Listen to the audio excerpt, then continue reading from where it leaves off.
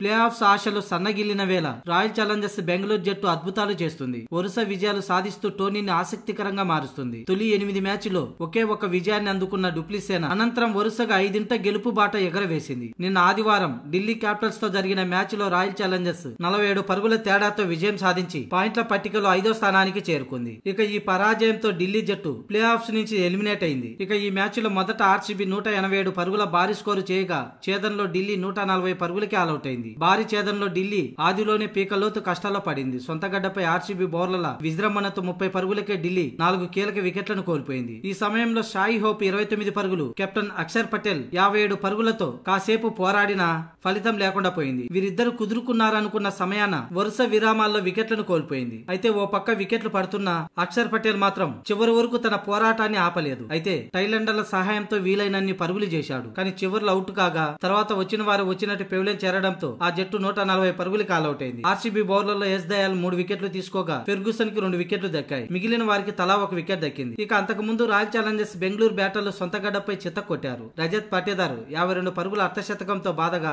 Will jacks 41 పరుగులు, కామ్రోన్ green 32 పరుగుల not out తో ఆర్సీబీ నిర్ణీత 20 ఓవర్లలో 9 వికెట్ల నష్టానికి 187 పరుగులు చేసింది. మొత్తానికి ఈ మ్యాచ్ గెలవడంతో పాయింట్ల టేబుల్లో 6 విజయాలతో 12 పాయింట్లతో 5వ స్థానంలో నిలిచింది ఆర్సీబీ. ఇక లీగ్ దశలో మిగిలిన చివరి మ్యాచ్ చెన్నైతో తలపడనుంది. ఒకవేళ చెన్నైపై ఆర్సీబీ గెలిస్తే ప్లే ఆఫ్ ఆశలు మాత్రం అటు ఎస్ఆర్హెచ్, లక్నో జట్ల ఓటములపై ఆధారపడి ఉంటుంది. ఒకవేళ సిఎస్కే గెలిస్తే ఆర్సీబీ ఎలిమినేట్ అవుతుంది.